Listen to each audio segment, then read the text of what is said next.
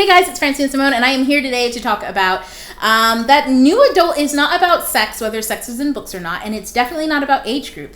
It's about a tonal shift.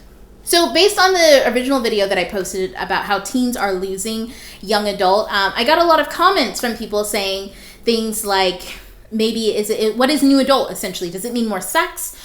Because I mentioned that in the video. And they're asking, does it mean like less white people? And it was like, whoa, no, like calm down. You guys are getting sensitive. Just because there are a lot of white people in fantasy, a lot of white men specifically, doesn't mean we're talking about having less of it. It's just a new category that maybe focuses on things that those people who wrote those books way back when don't really focus on now. And then I got a lot of questions about whether it was about an age group of people, and then some people who felt excluded because of that, and et cetera, et cetera. So I want to talk about that a little bit because I think it's an interesting topic. So first I want to say that new adult is more so about a tone shift.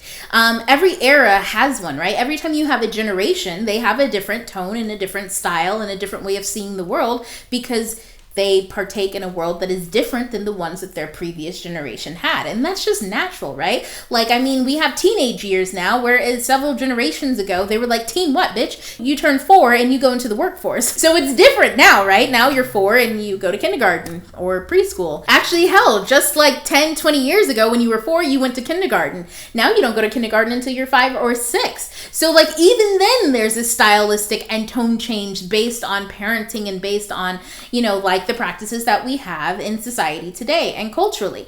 And one of the tone shifts that we're having now today is about diversity, because previously, I think my generation as a millennial, we're the last ones that had a very narrow view in America on what was normal. And it was generally a 2-parent white household that lived in the suburbs with 2.5 kids, a dog, mostly a golden retriever, and a white picket fence. That was actually, no, we didn't really have white picket fences. You had a nice driveway. That was pretty much what you saw in all of your media, in all of your advertisements. And that was how you navigated what America meant, whether that was the truth or not. Obviously, the majority of America does not fall into that category, whether you are white or not, right? Like, the majority of America just is more diverse than that. But that was the kind of the message that was being pushed. And so my generation is one of the last ones that was like, fuck that noise. No. And especially because of the digital age where a lot of people are making and curating their own content that a lot of other people are interacting with, we really have started to push away from that. And we can see that with cable is kind of dying. And, cable was allowed to kind of curate what they thought that they should curate based on what they thought people liked, et cetera, with what kind of feedback, who knows. But now that we have all of this like individual curated content, it changes the way people see and interact and view the world. I remember when I was younger, we talked about having a global community and a global world, and a lot of like teachers and adults thought that meant that there'd be no borders and we'd have one government and all this other stuff. And it's funny because 10 years, 20 years, 15 years later, it turns out that the global world just means Twitter.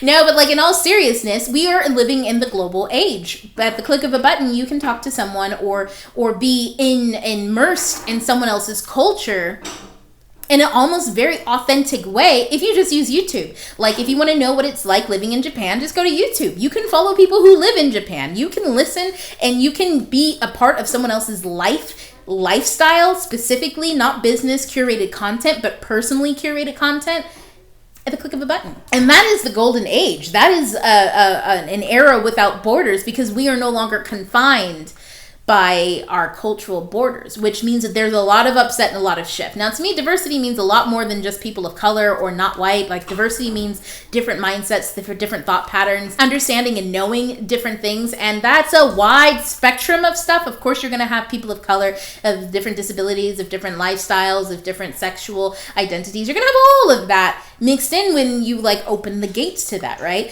And so I think for a lot of people, that's very upsetting, because it shakes up what you understand and know is your social identity and your cultural identity. Because anytime somebody is different from what you know to be true, it feels like an attack on your own personality or your own lifestyle and your own idea. So if someone's gay, it feels like an attack on your straightness. If someone's straight, it feels like an attack on your gayness.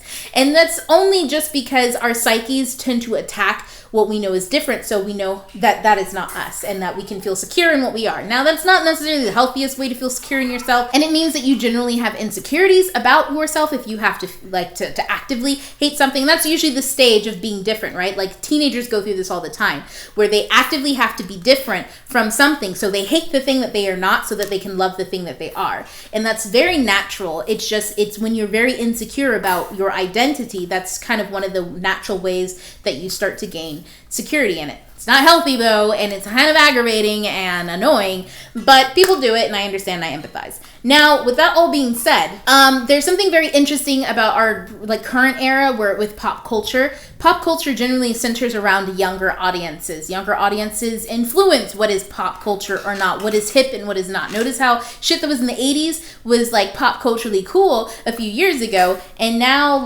younger kids are kind of like, okay, but no. It's nostalgic for some people, and for some people the nostalgia is pop culture. And then the next kind of era or the generation of people, well, maybe they don't look at those things at all. Maybe they're now focusing on something else. And that's where the hurt comes in, with realizing you and your thoughts and your ideas of what is cool is no longer relevant. And relevancy, man, doesn't it hurt to not be relevant? Guys, I'm 30. I'm not exactly hip in the cool of pop era stuff. I like a lot of new things and cool things, and I'm just in general very curious about a lot of stuff. So I tend to feel like I'm always got my foot into one door or the other. I don't necessarily feel like just my teenage years defines my nostalgia. I can be nostalgic about shit that happened yesterday. But I do notice with a lot of people who don't fit into the millennial generation, or even late millennials, or the tail end of millennials, are very salty about how things are changing and how quickly things are changing, and that it's almost an affront to them on what was in the spotlight. And it's just because it's no longer in the spotlight doesn't mean that it doesn't exist or that it's lesser of value. I know it feels like that because it feels less important and it feels like less people are propping up what you like. But that's not the case. And so I think new adult, when I mentioned it and I talked about it, there are a lot of people who are really yes, this is what I want. And of course, because it's about something that is current today. But a lot of people who really identify with the older style or the classic fantasy kind of felt almost like an affront. And I'm just bruh, it's about adding a new category. It's not about erasing what was. It's about adding something new that fits people of today. And I understand that we just want people to go into adult and read the adult things. But look, a bitch ain't got time for that. I don't have time to read stuff that stylistically doesn't appease me. And it doesn't mean that I am dumb. It doesn't mean that I am a shallow reader because stylistically I don't like shit that feels old. It just means I'm a different brand of reader. And that's all. And I ain't ashamed of it. Fuck. I don't give a fuck. If you don't like it, you don't like it. That's okay. It's okay. It's just a fucking book. And it doesn't mean just because it's not relevant that it's not special or anything like that. It's just not what other people want right now. And so I think that played in a lot to it, that relevancy and not having relevancy centered on the things that were relevant. But there is a shift happening. It's a tonal shift. And I think you can either get on board or you can just keep doing you and do the shit that you like. You ain't got to move into the new wave of things. You can stay in your pond. It's perfectly fine. There's nothing wrong with that either. It's just you're just not hot and popping. And I think that that's where a lot of the feathers were ruffled. There was something else that I want to talk about too, a little bit about this tonal shift, is that books and all other media are simply products, right? You can even see here that these are products, and I am some way or marketing these products to you by being in front of you and talking. And if you like me or you like the things that I talk about and read, you can be looking at my shelves and be like, oh, she has that. Maybe I'll read that. Whether I've talked about it or not, I've done that. I've looked at other people's shelves and I've seen the same book over and over and over again. And I thought, well, let me Goodreads it and see if I'd like it or not. That's natural. It's normal. It's called marketing. And I wanted to talk about how in my last video, a lot of people who were either older said that they kind of felt like I was excluding them from this because they like those types of stories. And I want to be you're never excluded from anything unless you exclude yourself. Or unless other people are strictly this isn't for you, get out. That's a whole nother story. And when it comes to products, I don't think people can do that. You can buy things that you like no matter what other people think. That's normal. But when I say that things are for teens, it doesn't mean that someone not being a teen is excluded. It means that they're marketed to teens. It means that this markets the teenage experience. It markets maybe coming of age, maybe first time, maybe first love, these types of things. So those things wouldn't be marketed to a 40-year-old. But that doesn't mean it excludes a 40-year-old. If a 40-year-old loves reading books about first love and those types of things, then that means that they love that type of book. But that book still has to be marketed that way. If it was marketed to a 40-year-old, it would miss the entire target audience and it would fail. So it's good marketing is always about finding your target audience, not about including as many people, as many possibilities of readers that you can, because that's impossible. Not everybody's going to like your book.